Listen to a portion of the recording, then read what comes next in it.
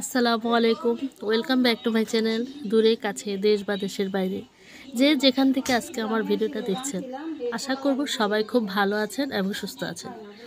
আমিও আল্লাহর রহমতে ভালো আছি, সুস্থ আছি, আলহামদুলিল্লাহ। আমার বড় দুলাভাই গ্রামে গিয়েছিল, সেখানে গিয়ে গ্রামে গিয়ে পুকুরে মাছ ধরেছে। অনেক মাছ নিয়ে এসেছিল, গ্রামের হরেক রকমের মাছ।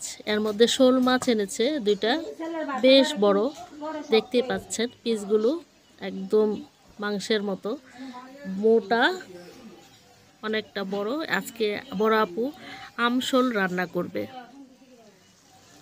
আসলে এই গরমে আম দিয়ে শোল মাছটা যে রান্না করেছে যেভাবে, আমি সেটা শেয়ার করব আজকে আপনাদের সাথে। আমাদের পরিবার মানে বাসায় সবাই এই আমশোল মানে রেসিপিটা সবাই খুব পছন্দ করেছি, এবং বিশ্বাস করবেন কিনা জানি না, খেতেও এতটা তৃপ্তি লেগেছে মানে সেটা বলার অপেক্ষা রাখে না। তো আপনারা পুরো রেসিপিটি দেখুন, আশা করি আপনাদের কাছেও খুবই ভালো লাগবে। এখানে আপু পেঁয়াজটা একটু হালকা ব্রাউন কালার করে তারপরে কাঁচামরিচ বাটা, রসুন বাটা দিয়ে দিবে, তারপর ভালো করে সুন্দর করে কষিয়ে রান্না করবে। এই গরমে আসলে এই ধরনের একটু টকটক তরকারি হলে ভাতের সাথে, গরম ভাতের সাথে আর কিছুই লাগে না। আর এখন ব্যবসা প্রচণ্ড গরম, তার জন্য যে কোনো তরকারি রান্না করলে সবজি দিয়ে কেন জানি খেতে ইচ্ছে করে না, ভালো লাগে না। জাস্ট একটু করলা ভাজি, একটু টক তরকারি কিংবা একটু টমেটোর চাটনি, হ্যাঁ, একটু ভর্তা, এই ধরনের খাবারই মনে হয় যেন এই গরমে ভালো লাগবে।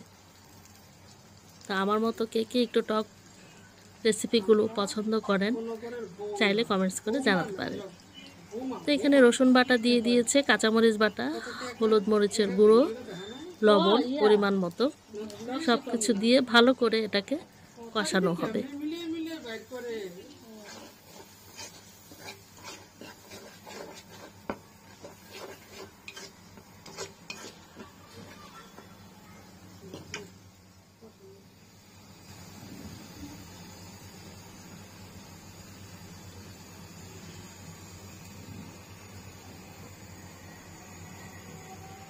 ঝোলটা দিয়ে দাও।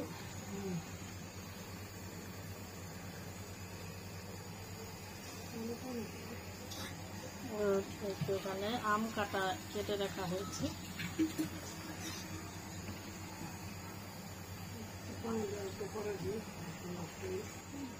পুকুরের তাজা মাছ দিয়ে, আমাদের গাছের আম দিয়ে রান্না করা হলো আমশোল। খেতে দারুণ মজা লেগেছে।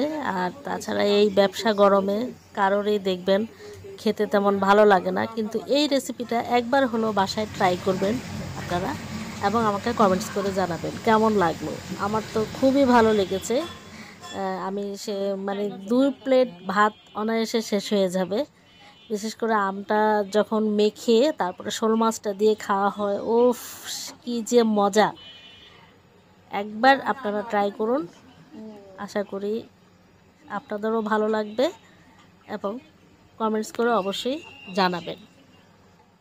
আমশোল দেখুন, দেখতেও কতটা কালারফুল এবং খুবই মুখরোচক একটি খাবার। আমার তো মনে হয় দেখতে যতটা না সুন্দর, খেতে আরও দারুণ, দ্বিগুণ মজা। তো অবশ্যই বাসায় ট্রাই করবেন এবং কমেন্টস করে জানাবেন। এখানেই শেষ করছি, আল্লাহ হাফেজ।